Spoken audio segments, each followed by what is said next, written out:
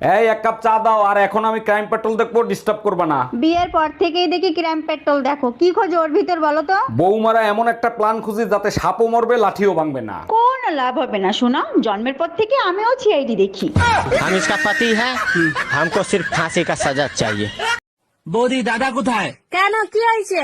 আমরা দুজন যখন ছোট ছিলাম দাদা যাই খেত তারই ভাগ আমাকে দিত।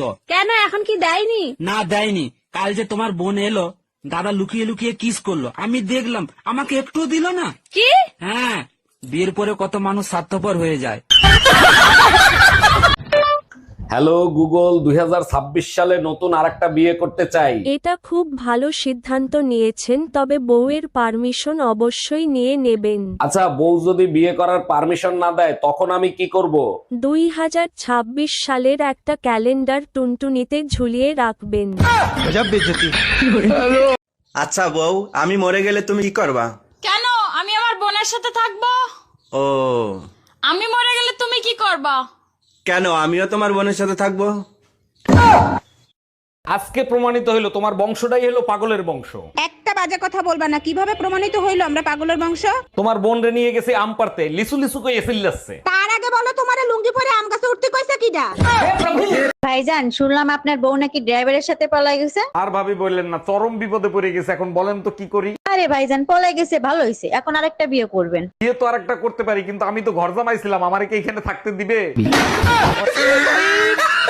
ওই আমি 2 বাচ্চার মা হওয়ার পরও তোমার বন্ধু আমার তারিফ করে। মাসুদ ক তক যদি আঙ্গে বাইরে আশেপাশে দেখি, বাইরে ঠ্যাং ভাঙ্গি হালামু।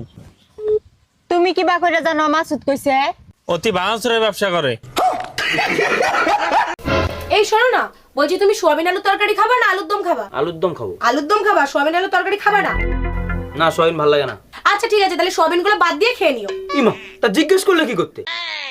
আমার জিজ্ঞেস করা কর্তব্য, তাই আমি জিজ্ঞেস করেছি। তুমি খাবা কি খাবা না সেটা তোমার ব্যাপার।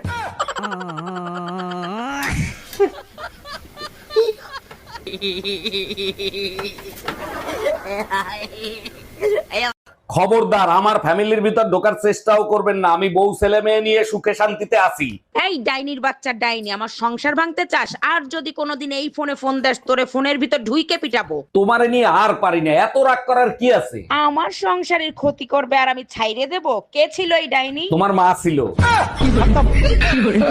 আরে ও দাদা, আপনার লুঙ্গির পেছনটা তো ছেঁড়া, জয় বাংলা দেখা যাচ্ছে। লুঙ্গিটা সামনের দিকে একটু ঘুরিয়ে পড়ুন। আচ্ছা দাদা, আপনাকে একটা কথা বলবো। হ্যাঁ বলেন। লুঙ্গির পেছন ছিঁড়া জয় বাংলা দেখা যাচ্ছে, সে তো আমি মারলাম। হ্যাঁ। ঠিক আছে, এবার পেছন ছিঁড়া লুঙ্গি সামনের দিকে ঘুরিয়ে পড়লে তোমার সোনার বাংলা দেখা যাবে। আমার তো কথা বেশি বুঝেন নাকি? একই ছোড়া। এই স্বর্ণা, আমি দোকানে গেলাম, সাবধানে থাইকো আর নিজের খেয়াল রাখো। আচ্ছা শোনো না, আমার না ঘরে একা একা থাকতে ভয় লাগে, কিছু একটা করো না। আচ্ছা ঠিক আছে, বেশি ভয় লাগলে পাশের বাড়ির ভাবিরে ডাইকে আইনো।